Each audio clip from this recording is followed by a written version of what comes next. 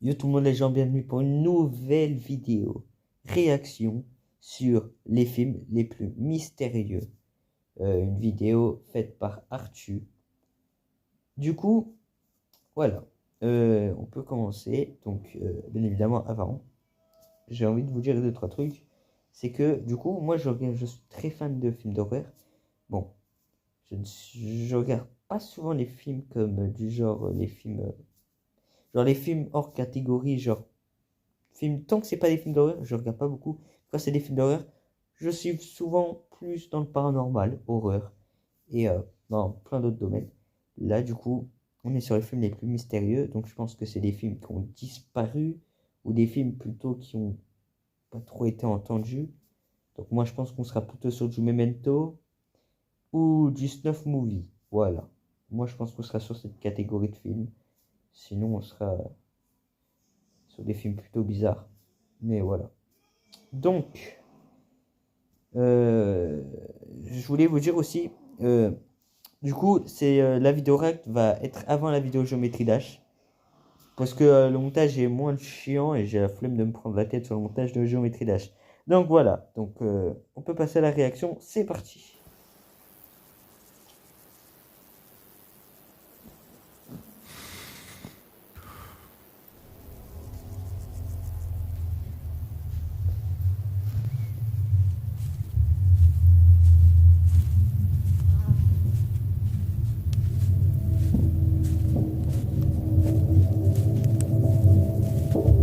Petite conclusion aussi les gars, c'est que la vidéo d'Arthur est dans la description et sa chaîne YouTube aussi. Hein. N'hésitez pas à jeter un coup d'œil.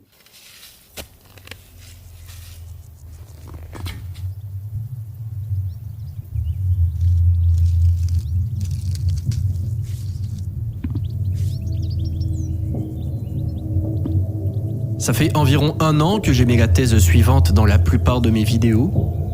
Jusqu'où l'être humain est prêt à aller pour le cinéma? Ouh. Alors, est-ce que c'est une question qui pose directement aux viewers? Ça, c'est une question aussi que je me pose. Mais si c'est une question, bah, je vous la repose aussi pour vous, les gens qui regarderont cette vidéo. Vous pensez que l'être humain est capable d'aller jusqu'à où pour du cinéma? Moi, je pense qu'on est capable d'aller pour du cinéma, je pense. On peut aller jusqu'au meurtre et jusqu'à la pédophilie. Hein. Et je vous le dis, ça va très loin. Je pense qu'on est capable d'aller jusqu'à là en tout cas. Bon. Jusqu'ici.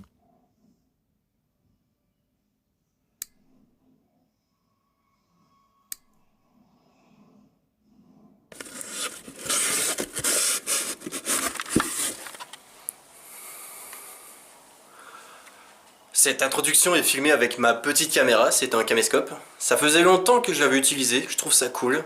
Ça fait un petit peu style found footage. Bon, allez, je vous place ça ici. Quand je dis film mystérieux, je parle de quoi exactement? Non, dans cette vidéo, je ne vais pas vous parler de Sevens, Memento, Prisoners ou n'importe... Si vous vous rappelez bien de ce que j'ai dit tout à l'heure, j'ai dit il va peut-être nous parler de Memento. Bon, il vient nous clarifier, il n'a pas de parler de Memento en tout cas. Sevens non plus. Quel film énigmatique. Il n'a pas dit les Snuff Movies. Hein. Donc on peut se retrouver avec un Snuff R73 ou Snuff 102 à la limite. Le grand public. J'ai envie de vous parler d'œuvres à l'histoire complètement loufoque. Certaines sont perdues et ça fait plusieurs années qu'on essaie de les retrouver avec très peu d'indices. Certaines sont tellement légendaires, si je peux me permettre, que des tonnes d'histoires existent dessus alors qu'on ne sait même pas ce qu'elles contiennent réellement. Et d'autres sont juste totalement inconnues. Et c'est clair que vous n'avez jamais entendu parler de ça. Une chose est sûre, c'est que chacun de ces films contient des sujets très matures et pourrait donc ne pas convenir à tout le monde. Et ça tombe bien, car c'est aussi le cas du remake de Silent Hill 2. Merci à Konami pour leur confiance. Après avoir reçu une lettre de sa femme décédée, James se rend dans le lieu où il se joue à... Je vais me faire une petite partie. Merci encore à Konami pour leur confiance et bon jeu. On a assez parlé, je vous souhaite la bienvenue dans cette partie inconnue du 7e art, celle des films les plus mystérieux qui existent. C'est toujours fort, Insomnia, je connais. The Cure for Insomnia est un film expérimental qui a été diffusé une seule fois en 1987. Seul le petit nombre de personnes présentes durant cette diffusion ont pu découvrir le film dans son intégralité. Lee Groban était un artiste local né à Chicago en 1947 et décédé en 2011 d'une insuffisance cardiaque. Très intéressé par le monde, Lee Groban parlait plusieurs langues et aimait s'habiller avec des tenues culturelles. Mais il est surtout connu pour une œuvre, celle à laquelle il a dédié sa vie, The Cure for Insomnia.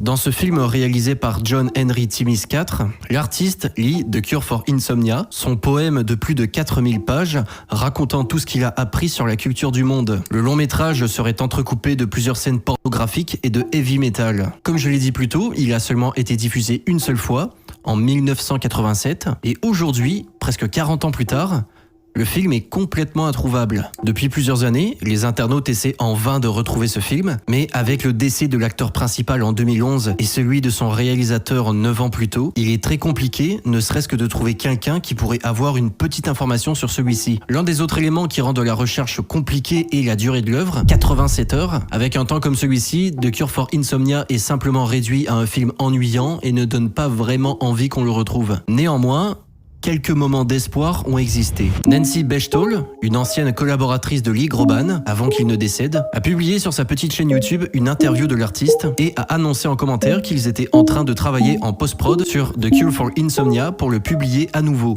Malheureusement, après le décès de l'homme, elle a arrêté et a détruit son travail. En février 2023, plus récemment, un internaute a découvert que Lee Groban avait une sœur et qu'elle était avocate. Il l'a donc contactée et selon ses dires, elle était intéressée à archiver le film. Elle possède d'ailleurs quelques parties de celui-ci. Depuis cette date, les recherches traînent, mais il existe un lien Telegram pour faire partie de la communauté qui tente activement de voir le film. Comme je vous l'ai dit plus tôt, il ne donne pas vraiment envie qu'on le retrouve. En vrai, je vais vous dire que c'est dommage. C'est dommage parce que il y a un fond où on est très curieux de savoir ce qui se passe quand même à l'intérieur. Si on a 2-3 éléments. Mais ça donne quand même un peu envie de la regarder, le fait qu'il soit mystérieux comme ça. Mais c'est dommage. Parce que c'est dommage qu'elle ait flingué le travail comme ça, parce que la personne est morte. Mais c'est dommage. C'est dommage. Seulement 2 membres sont sur le Telegram. Aujourd'hui, The Cure for Insomnia est présent dans le livre des records Guinness comme l'un des plus longs films de l'histoire et il détient également un second record, celui du film le plus long intégralement perdu. Plusieurs éléments sont néanmoins curieux, je trouve. Le fait que le film soit directement indisponible après sa première diffusion me rend assez suspicieux. Après, je peux comprendre la raison, rendre l'œuvre unique et en faire une légende, un événement. Par contre, l'abandon et la destruction complète du travail de Nancy Bechtold, le silence radio de la sœur de Lee Groban depuis plus d'1 an et ce commentaire sur un forum montrant quelques extraits du film qui a directement été supprimé me laisse perplexe. On dirait vraiment que les personnes proches de ce film ne veulent pas qu'il soit vu. Faites-vous votre propre opinion, mais personnellement ça me rend très curieux et ça me donne encore plus envie de le voir. Ouais, c'est vrai. Ok. Connais pas. Je vais survoler ce film parce qu'il n'y en a pas énormément à dire. C'est simplement un concept qui m'a trop donné envie d'en parler. J'ai entendu parler de cette œuvre pour la première fois par hasard dans une vidéo du youtubeur Peur 2.0 et ça m'a tellement intrigué que je suis allé voir le film qui est disponible sur YouTube et Vimeo. A Self-Induced Hallucination est un film documentaire réalisé par Jane Schoenbrunn et c'est essentiellement une compilation de plusieurs vidéos YouTube sur la créature mythique Slenderman. Il n'y a pas réellement de trame narrative, on est simplement sur des clips vidéo repris de d'autres créateurs. On passe de scénarios found footage horrifiques à du Minecraft. C'est complètement random et je trouve que les transitions entre... What the fuck, man? Et ça fait un film. Ah, ça serait bizarre. Les clips sont assez fluides, ce qui rend le documentaire plus rythmé et le visionnage assez intéressant. Le film dure simplement 1 heure pour les curieux. La raison pour laquelle je vous parle de ce film comme l'un des films les plus mystérieux qui existent, c'est parce que, comme The Cure for Insomnia, cette œuvre est perdue depuis 2018, mais retrouvée en 2023. À la base, le documentaire est... Ouais, je pourrais le regarder. Oh les gars, prochaine react, ce sera sur ça. Sorti en 2018 sur Vimeo, mais resté assez en retrait du public. Jane Schoenbrunn ne souhaitant pas faire de profit dessus car trop personnel selon cette personne. Plus tard, le documentaire a disparu pour aucune raison apparente et on ne l'a plus revu. Jusqu'à ce qu'un compte inconnu le publie. Après avoir appris le leak de son film, Jane n'a pas vraiment stressé. Il ne lui a suffi que d'un tweet. Regardez plutôt cette version. Et c'est comme ceci que A Self-Induced Hallucination a été retrouvé. Le fait que ce film ait été perdu pendant plusieurs années a évidemment rendu cette affaire très mystérieuse. Par contre, ce qui pour moi a attisé le plus ma curiosité, c'est le concept complètement loufoque de celui-ci.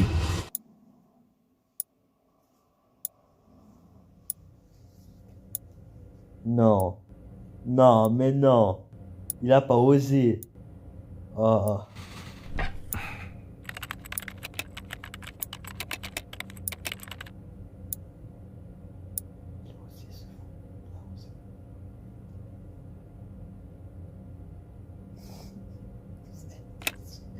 C'est tellement pas.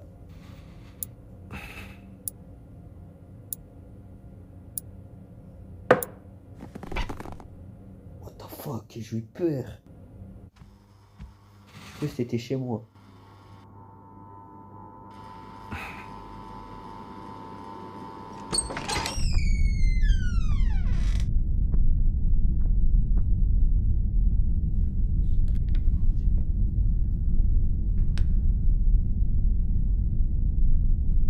Ce fils de chien, s'il nous met un screamer. C'est la... Mais c'est dans le début de la vidéo, ça.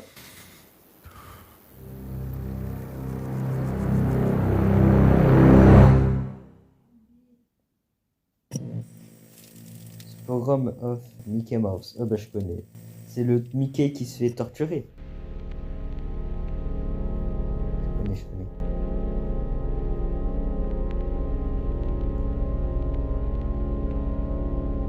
Ceci est la seule image disponible d'un film qui s'appelle The Pogrom of Mickey Mouse. Dans ce court film, Mickey Mouse se fait intimider, torturer et brutalement tuer par des créatures polonaises.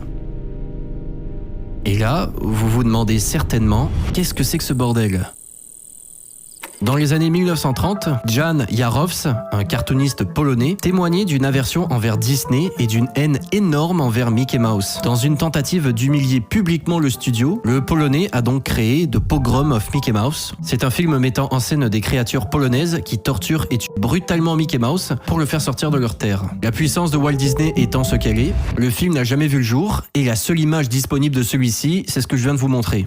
Nous ne savons pas si ce film est dans les archives de Disney ou tout simplement supprimé complètement. Une chose est sûre, c'est qu'une très petite poignée de personnes ont pu voir l'intégralité de ce court-métrage et toutes les horreurs qu'il contient. Et il se pourrait que cette situation demeure inchangée. Ce qui est déconcertant, c'est que The Pogrom of Mickey Mouse n'est pas un ovni dans l'histoire de Disney. D'autres mini-films au caractère violent et curieusement pas du tout adaptés aux enfants ont existé. Je pense par exemple à Mickey Mouse in Vietnam, dont j'ai parlé sur TikTok, qui met en scène un Mickey s'engageant jovialement dans l'armée pour se faire tirer dessus et mourir. Ce film-là reste pertinent selon moi, car il peut servir à dénoncer les méfaits de la guerre. Utiliser un personnage qui symbolise le bonheur, la naïveté et l'enfance pour faire ce genre de drame est super efficace, puisque ça prend l'interlocuteur par les émotions. Par contre, il y a un autre court-métrage sur Mickey Mouse qui est beaucoup plus problématique.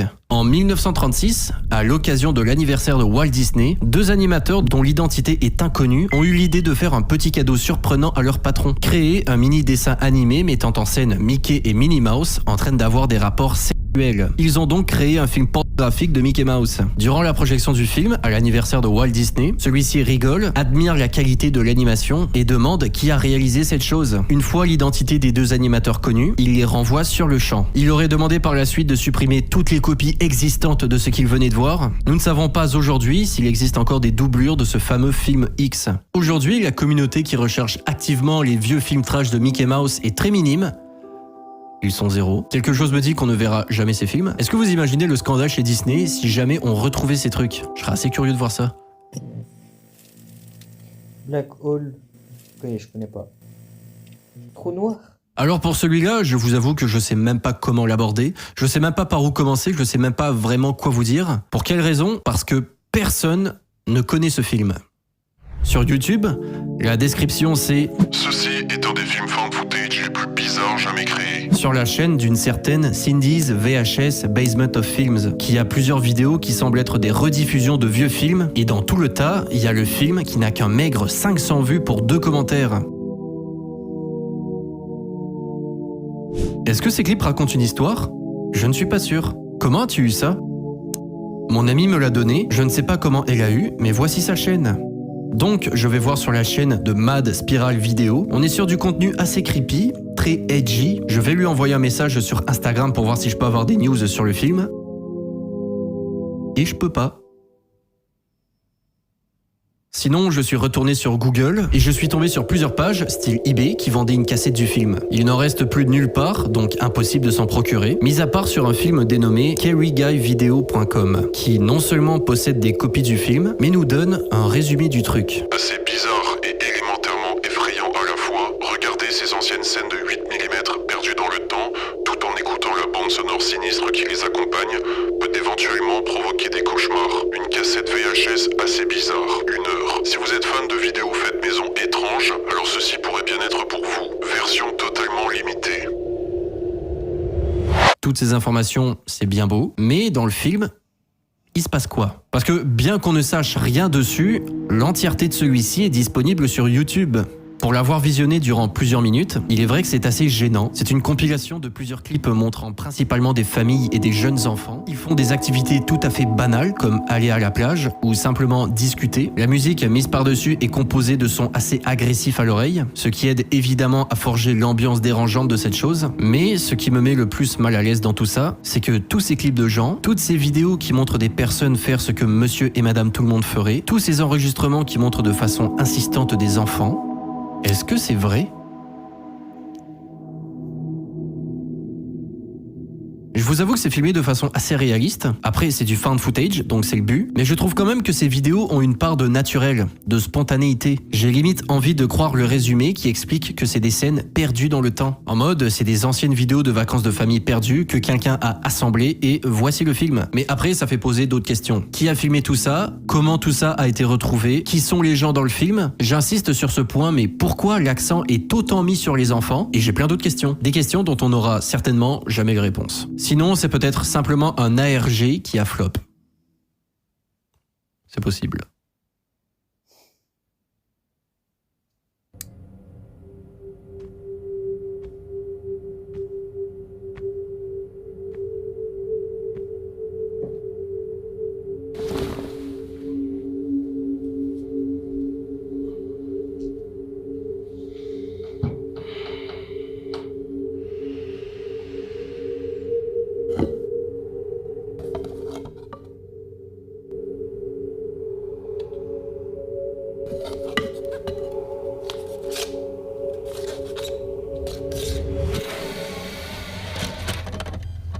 C'est une PS4 là.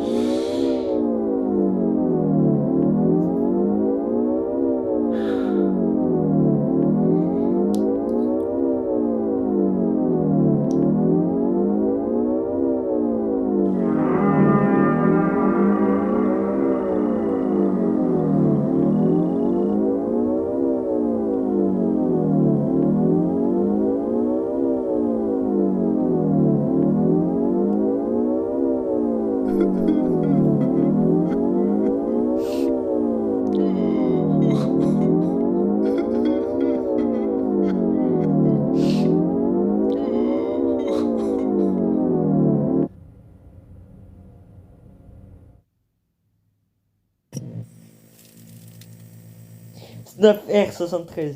Je l'avais dit au début de vidéo, les gars, je l'avais dit. Ça fait environ 1 an que j'ai mis la thèse suivante dans la plupart de mes vidéos. Jusqu'où l'être humain est prêt à aller pour le cinéma? Eh bien, jusqu'ici. Et je ne pense même pas appeler ça du cinéma, tellement ce genre n'a aucun style et aucune envie artistique. Snuff R73 n'est pas un mystère en raison de son genre, mais en raison du mythe autour de lui. Bien qu'aujourd'hui celui-ci soit presque totalement résolu, plusieurs rumeurs sur ce qu'il contenait réellement ont été émises durant plusieurs années, rendant difficile de démystifier le vrai du faux. Mais une chose est sûre, c'est que peu importe les suspicions, il n'a jamais été remis en question que son contenu était totalement tordu. Pour commencer, il faut aborder les bases. Snuff R73 est ce qu'on appelle une mixtape. Une mixtape, qu'est-ce que c'est? Il s'agit d'un film contenant uniquement des extraits vidéo capturés par des caméras de sécurité ou indépendamment. Et ces extraits montrent la mort d'une ou de plusieurs personnes, brutalement dans la grande majorité des cas. On peut par exemple voir des accidents de voiture mortels, des extraits vidéo de membres du cartel qui torturent des otages, des gens qui se font tirer dessus. En gros, des séquences très violentes et uniquement bonnes pour traumatiser les viewers. Évidemment, ces mixtapes sont composés d'extraits 100% réel, rien n'est fake. La plupart des gens montrés dans ces vidéos ne sont pas consentants et donc ne peuvent pas se défendre, tout simplement parce qu'ils n'existent plus. Je trouve néanmoins que c'est un énorme manque de respect pour ces victimes et leurs proches de les faire apparaître dans ce genre de film qui n'a pour simple but de satisfaire une curiosité très mal placée. C'est mon avis. Dans le mixtape game, il y a une franchise qui est un peu plus connue et médiatisée que les autres. Certains d'entre vous connaissent certainement son nom. Moi, je vais pas le nommer.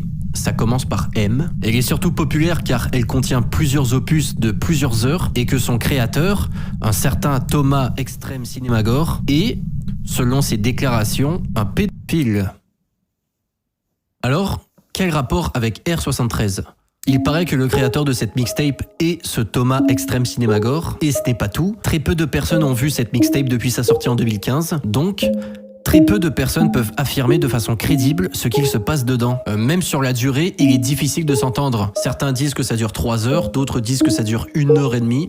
C'est pas le même nombre de temps. Auparavant, la mixtape avait une page sur IMDb et elle citait Luca Rocco Magnotta comme acteur et créateur. Ce qui, évidemment, amplifie la curiosité des gens puisque pour ceux qui ne le connaissent pas, Luca Magnotta est un criminel connu pour avoir lui-même fait un snuff movie avec le regretté Lin Jun, paix à son âme. Donc le voir comme acteur et créateur signifierait que son snuff movie ferait partie de la mixtape. De plus, R73 contiendrait de la CP, ce qui est complètement illégal et répréhensible par la loi. Un certain Peter Scully, monstre humain, s'est filmé il y a plusieurs années lorsqu'il agressait des enfants, notamment un bébé de 18 mois. Cette vidéo aurait beaucoup circulé sur le Deep Web et serait aujourd'hui impossible à trouver. Elle serait, selon certaines rumeurs, dans la mixtape Snuff R73. Plusieurs rumeurs comme celle que je vous ai donnée ont fait du bruit pendant 6 ans, jusqu'à récemment. En 2021, un créateur qui s'appelle Cinema's Underbelly a fait une vidéo très intéressante où il dénonce cette mixtape et un peu le mixtape game en général, jusqu'à ce qu'il tombe sur un mec qui lui explique cash ce qui se trouve dans le film avec un petit lien. Je vais vous montrer ce qu'il lui a dit. Moi de clarifier ce qu'est Snuff R73 et ce qu'il a toujours été. Il semble qu'au fil des années, cette petite vidéo publiée sur des sites gore du Deep Web soit devenue une sorte de creepypasta complètement absurde de ce que les gens disent maintenant. La seule chose correcte est que ce sont tous des enfants, pas du CP. Il s'agit d'enfants grièvement blessés ou morts. C'est vrai que c'est totalement mieux. Toutes les vidéos semblent provenir de guerres de religion au Moyen-Orient, où l'enfant d'une famille était blessé et, à la place de l'aider, les parents enregistraient une vidéo et l'utilisaient comme propagande. Encore, il n'y a pas de CP là-dedans. Et aucune des vidéos ne montre des enfants réellement blessés. À l'exception de la dernière vidéo qui vient de Chine, en 2015, lorsqu'un homme a attaqué au hasard un enfant en bas âge dans la rue et a fait la une des journaux. La vidéo entière ne dure que 10 minutes et demie. Je n'ai jamais vu cette vidéo publiée nulle part depuis l'époque où elle a été publiée sur le Deep Web. Je suppose que certaines personnes le disent et que personne ne pourra jamais le trouver. Toutes ces histoires ont été inventées de façon téléphonique au fil des ans. Cette vidéo n'a aucun rapport avec qui que ce soit, comme les gens le pensent. Aucun lien vers M-Dope ou Lucas. Je ne le publierai plus jamais. S'il vous plaît, faites passer le message et arrêtez ces histoires inventées qui continuent de se propager. Le fichier est toujours dans le fichier zip d'origine et vous pouvez voir que la date est 2015. Ce qui conclut assez bien le mystère, et j'ai 2 choses à dire. Premièrement, la désinformation, c'est incroyable. Comment tu peux passer d'une mixtape de guerre de 10 minutes à Luca Rocco Magnotta et Peter Scully? Je suis pas en train de dire que la mixtape de guerre c'est nul. Ce que je suis en train de dire, c'est que en termes d'exagération et de désinformation, on a atteint un niveau extrêmement malsain. Dans ma petite expérience de vie pour le moment, je me suis rendu compte que l'être humain a une fâcheuse tendance à exagérer certaines choses. Et avec le temps et le bouche à oreille, l'exagération finit par devenir une vérité dans l'inconscient. Et je pense que ça peut créer du chaos, de la politique foireuse et de la division de société. Allez juste faire un tour sur Twitter, vous allez comprendre ce que je dis. Deuxièmement, le mixtape game. Personnellement, je trouve ça un peu à chier. pour dire les termes simplement. J'en ai parlé tout à l'heure, mais niveau respect des victimes, je trouve ça pas ouf. Et je ne peux m'empêcher de penser qu'elles existent uniquement pour satisfaire une curiosité mal placée. Je veux pas faire de morale et dire que vous auriez tort d'être curieux. Ce que je veux dire, c'est que peu importe votre niveau de curiosité, rechercher et regarder ce genre de contenu ne va pas la satisfaire, ne va pas faire de vous un plus gros bonhomme et ne va pas vous endurcir. Loin de là. Petite parenthèse également pour ceux qui seraient curieux de regarder de la CP, c'est complètement interdit par la loi.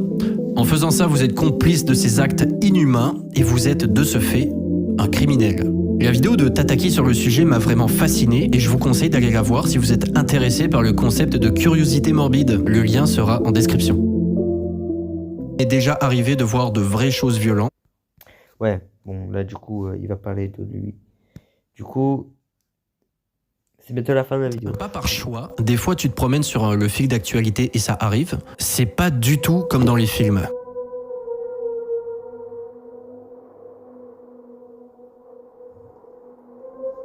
Aucunement théâtral.